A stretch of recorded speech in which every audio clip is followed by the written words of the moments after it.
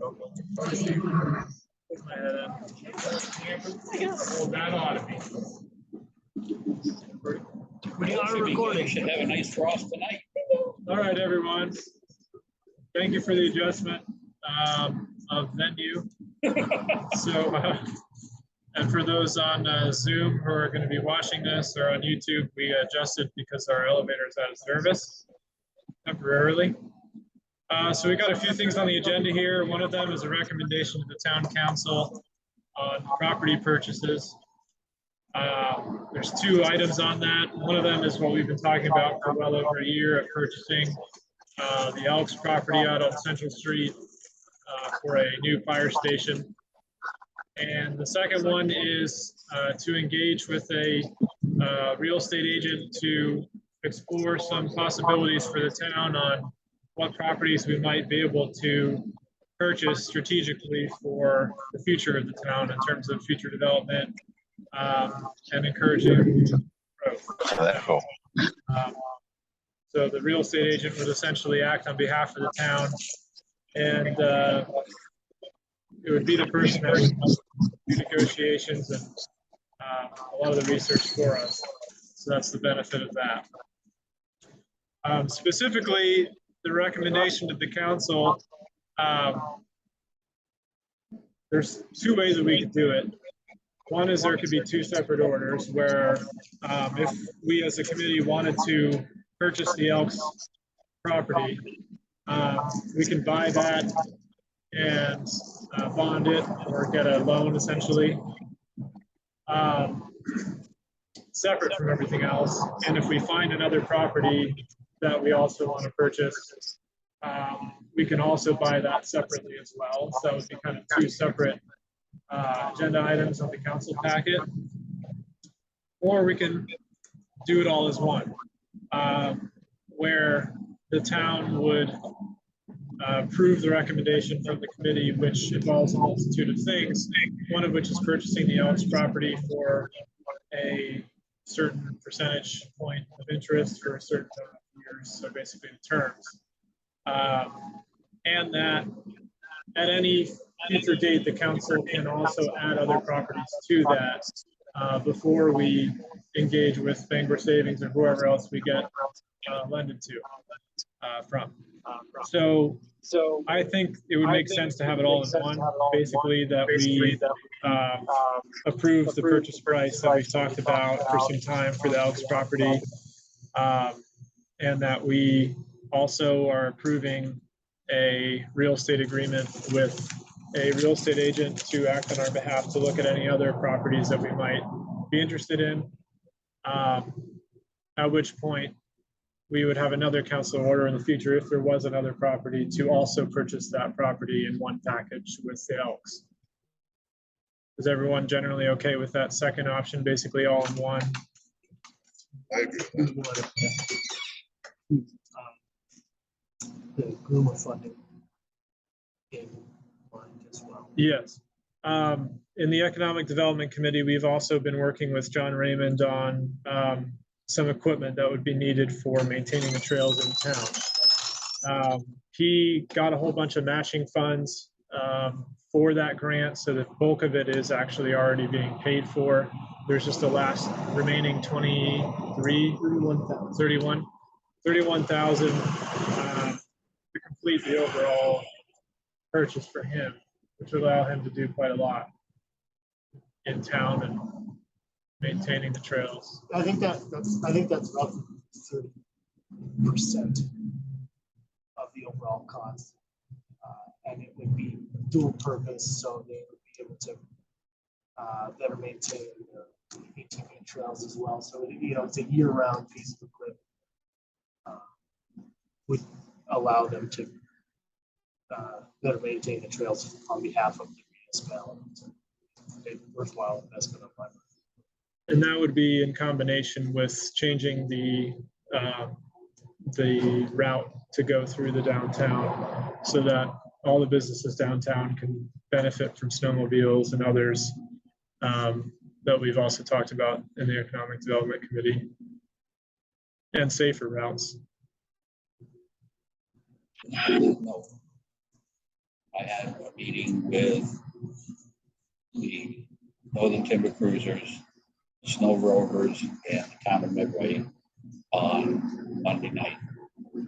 And it was involved ATV traffic, travel, police were there along with the gate worker service was represented.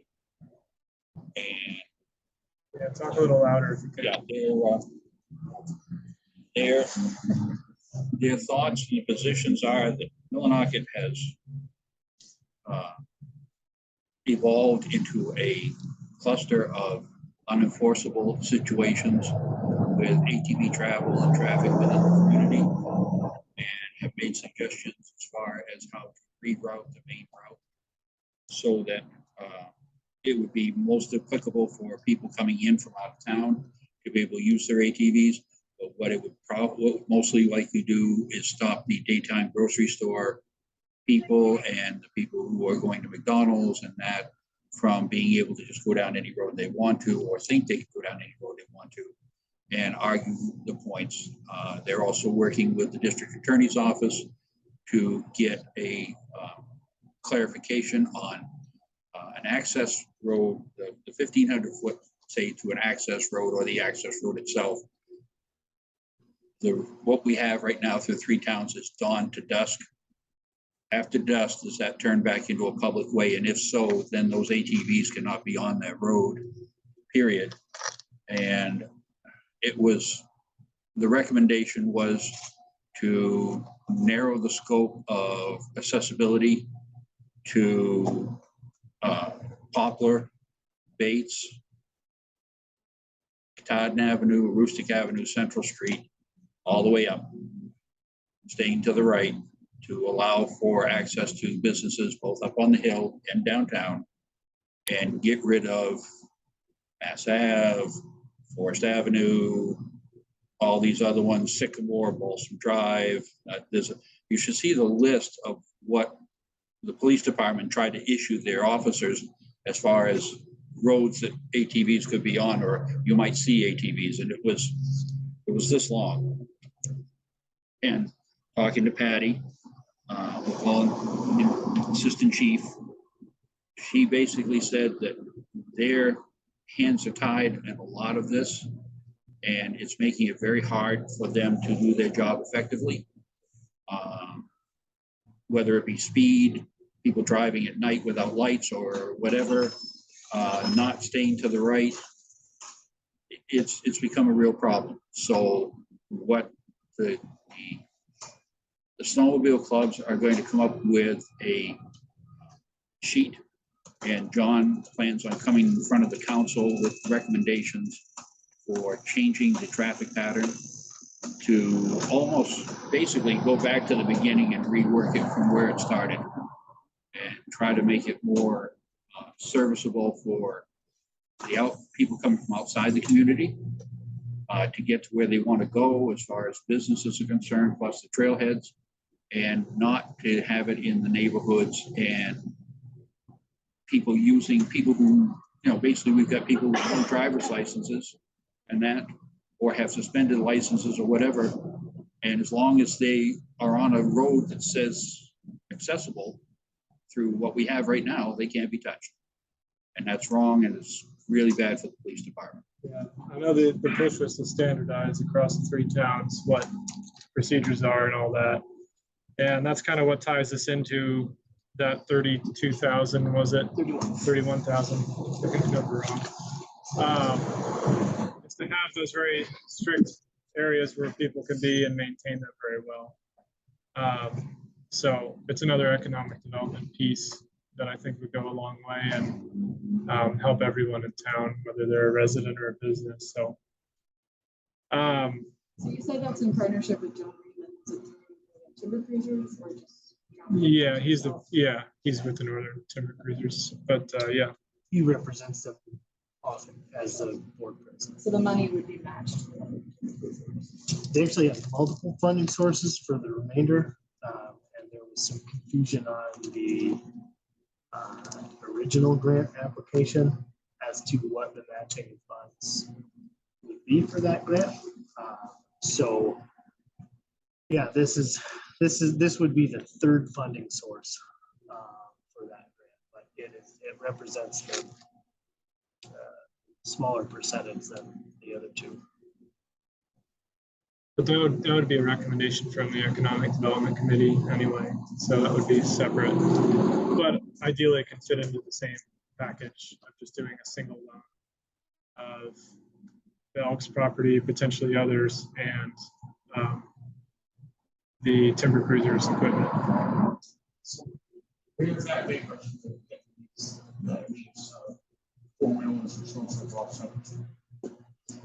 Where does it get them off Central Street? Yeah. The idea is to, Actually, it doesn't get them off Central Street. We're not needing. We're getting them off the side streets and everything through the neighborhoods where they're causing hate and discontent. yeah, and that's more for the Economic Development Committee. Right, that reroute is through the economic development and the timber cruisers for snowmobile. But that $32,000 is towards that too, right? Yeah, but that's gonna be It's a for rental. it's to complete the purchase of the equipment to be able to do that. There has to be trail work done to make that possible. So the recommendation as it sits here is accepting the agreed upon purchase price for the Elks property, which is 260,000. And to engage with a real estate agent to explore any other potential properties. How time sensitive is the need for the funding for the equipment for the timber cruisers? Is that something that needs to be, they need to have this month coming or? I don't know specifically. I mean, they need to have it finalized before the upcoming season. Soon. Sooner the better. The only thing It could I'm snow tomorrow. asking that for is if we're looking to go ahead and do a loan or something through Bangor Savings, and we know 2 out of possibly multiple avenues for use, are we better off to move quickly so we can get the purchase of the Elks land, get the snow equipment done, and have some extra money put in on the bond now rather than wait for everything to be, in other words, if you know you got 290, it sounds like we got about $290,000 worth of up right now. Yep. So you borrow 700,000. And that 700,000, after those 2 things are done, gives you the money that you can then use to move forward if another property pops up or whatever, to move forward. Yeah, it may be worth checking with Bangor Savings to see if there's any benefit in doing a larger loan versus 2 smaller ones. Because if we want to just go ahead and do snowmobile and Elks right off the bat, and it's the same interest rate anyway as another purchase, there's no need to tie everything else up if it's going to be the same anyway. It's just another thing, separate thing to have to look after in terms of 2 loans. One, with the interest rate the way it's going, is it Better going to to be do the it same sooner. interest rate, or Right. should we lock in now before the interest rate goes even higher? We do have an option that Amber had found recently to look at. Maybe maybe we go from 2 funding sources. Can you talk about the US? It's the USDA Community Facilities Direct loan, and right now the interest rate is 4.5% to 3.5%. I'm waiting for Nathan Persinger, the loan coordinator, to call me back to tell which interest rate we would fall under, based on our population and our income rate. But this is another option, and that would include to purchase facilities and equipment. That's just. Mhm. Right now, so they're changing their numbers to the new census information as of October 1st. Yeah. Yes, we don't have all. But as of September was, would qualify for the grant. And that's same with the town of Millinocket. I spoke to him about the grant, but this is the loan specifically. But he should call me back by the end of the day. He is so nice. Yes, okay. Need to project. Talk this way. Is that better?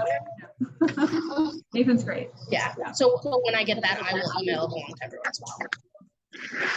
So the way this recommendation would read anyway is for the accepting the purchase price, and to basically sign an agreement with the real estate agent. Obviously, accepting the purchase price doesn't necessarily mean that we have to enter into a loan right away. It doesn't dictate what time we're going to be paying for and finishing the agreement with the Elks. But at least makes it so that we accept it, because I know that this has been a very long process that the Elks have been very patient with the town on. We or should we offer the Elks somebody down? Hold the property for such time as all this financing can be arranged so that we then get the balance, just to appease them in the fact that here's a deposit, say, toward the purchase. I feel like as long as we approve the purchase price pending the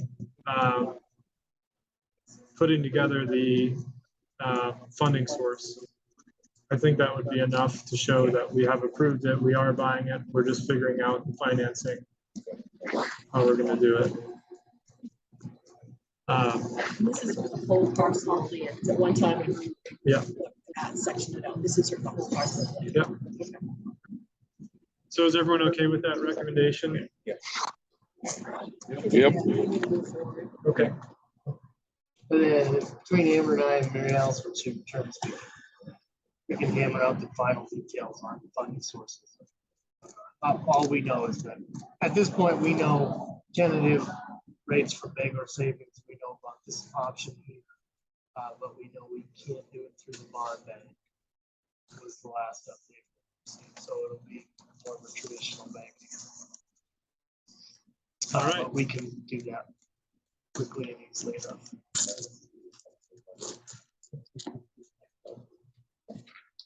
Okay, so I'll put together that recommendation for the next council meeting. Is Mary Alice back before the next council meeting? Okay. We'll have it written so that it'll say, like I described, pending, financing and whatnot. So at least we've approved that price. We are going ahead with the purchase. Next is airport terminal. Any updates on that from? Arcadia Design Work and his team they're getting started in the whole process. We should be expecting some drawings to review as a team the last week of December and into the first week of January. So we'll want to have a meeting somewhere around then to review as a committee. Yeah, they're working diligently on that until then. That's our first real check-in time to review the plans and update. And then we do have members of the NBRC board and Charlotte Mace from the CB coming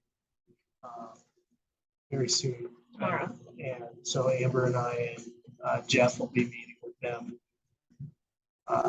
shortly after lunch. Awesome. Be able to see the project site and get a better understanding of our vision up there. That's great.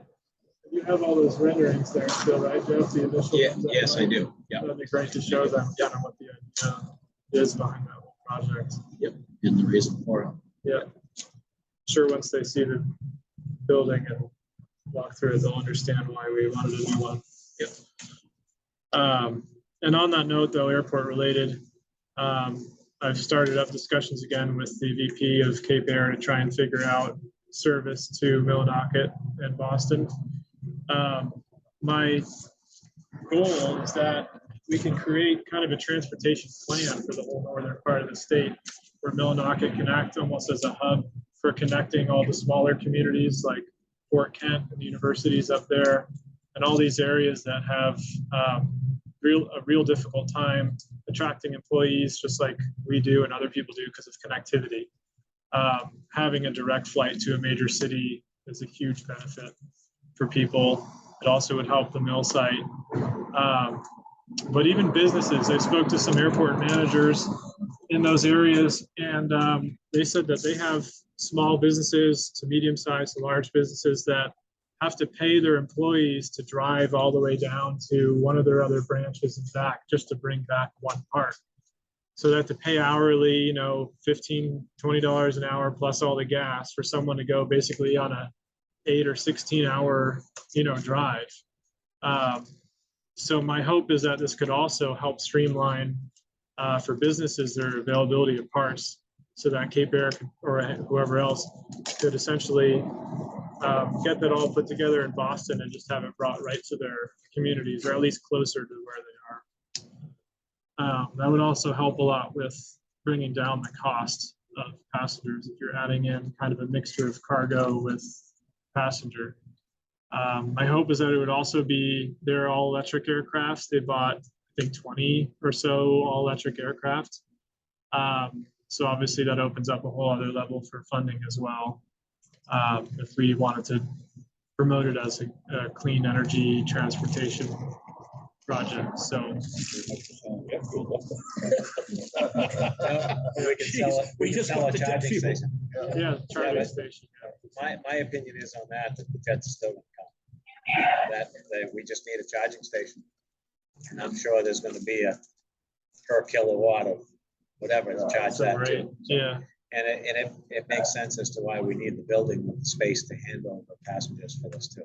Yeah. Even though it's 1 or 2, you still have to handle a certain order. So I believe that this is all headed in the right direction. and every time there's a landing with passengers, airports usually charge a fee per passenger. Could be $8, $12, whatever it is, but that adds up as additional revenue as well. So, and usually airlines also pay rental fees for having space for their counter and things like that. So there's all sorts of ways to get revenue for that. Do we have room to accommodate a jet hangar or 2 for them? If they choose to, We do have physical land for it. We just, it's another funding source you gotta come up with to build a hangar. So my hope is, bringing in the state and county and others on this project to make it a statewide transportation project rather than just being a Millinocket project. We think it would be a much bigger benefit. Connectivity is a big part of like the state. Planning, which is what-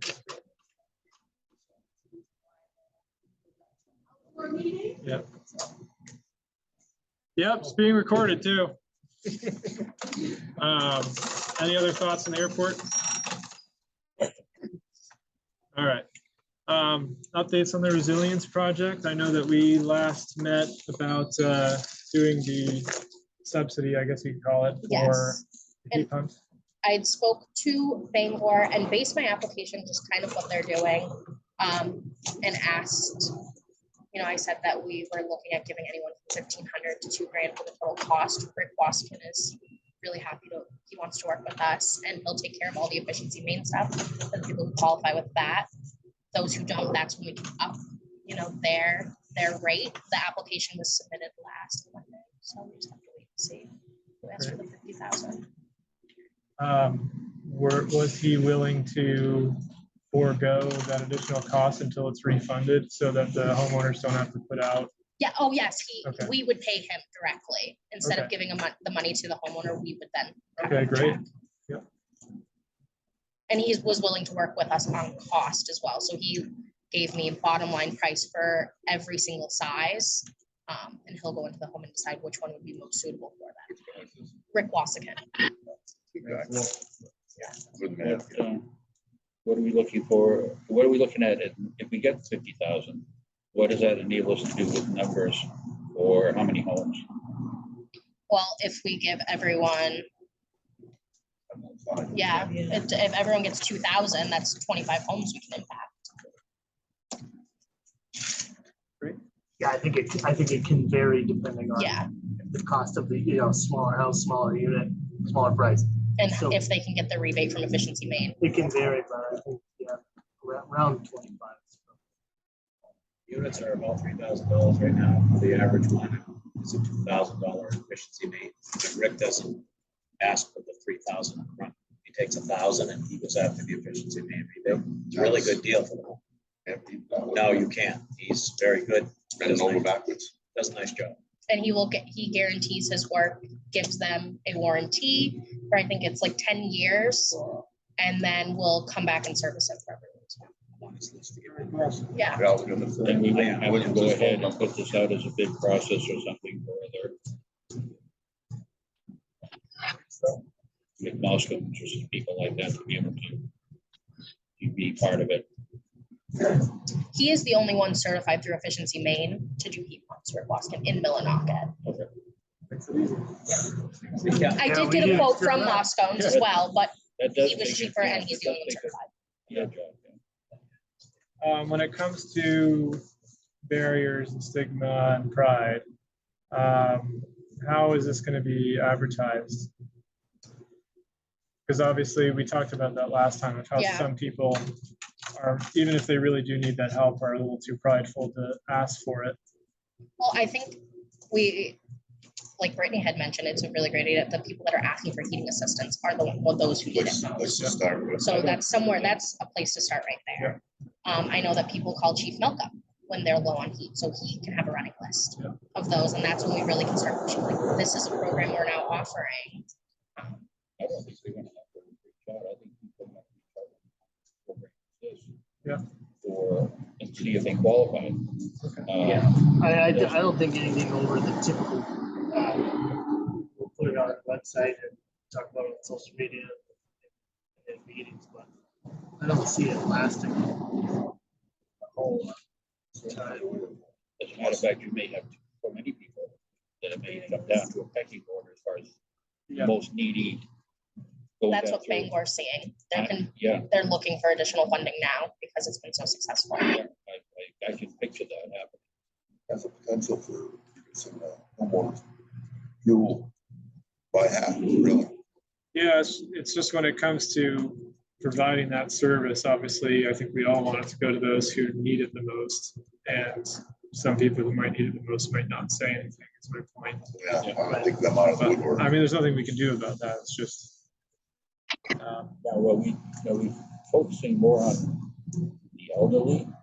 Or are we focusing on the elderly or people who have small children? I know for a lot of situations for assistance, if small children are in the home, that usually bumps you up the ladder as far as it.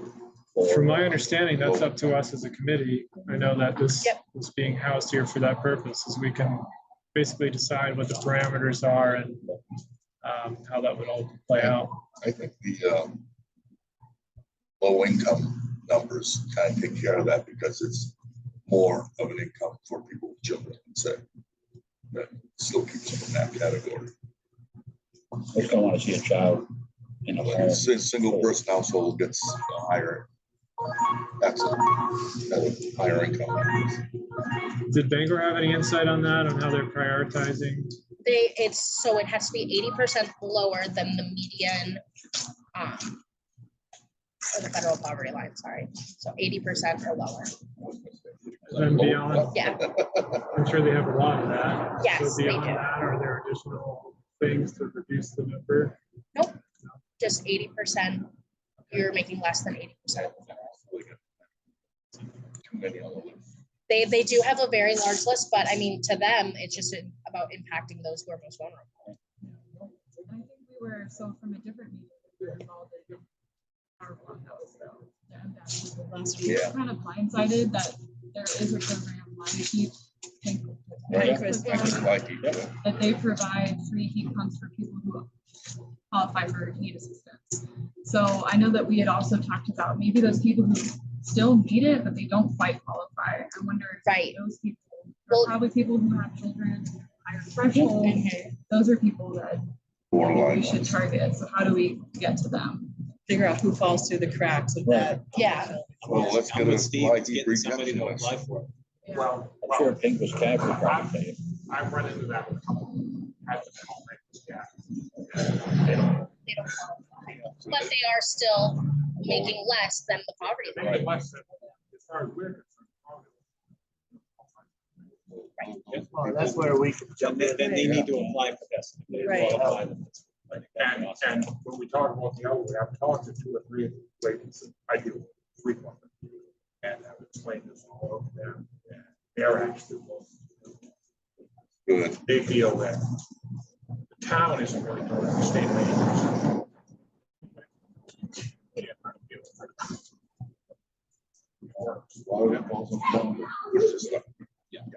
And I mean,